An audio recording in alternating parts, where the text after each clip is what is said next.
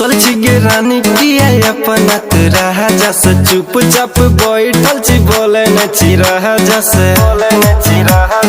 हे गे जान रुसल छिगे रानी किया अपना रहा जस चुपचाप बैठल छी बोले न चिरहा जस हमारा तू मनवा के राजा जुड़ाई दी हो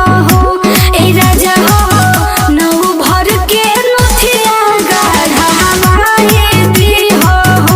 ए राजा हो झुमका झूलनिया बनावाई दी हो ए राजा हो लाल बाबू लाल बाबू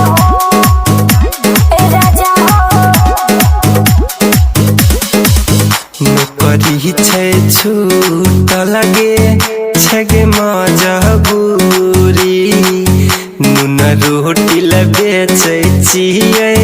रोज पानी पूरी लिट्टियो समोसा बेचै छियै गे सुन नौकरी छै छूट लगे छगे मजबूरी नून रोटी ल बेचै छियै रोज पानी पूरी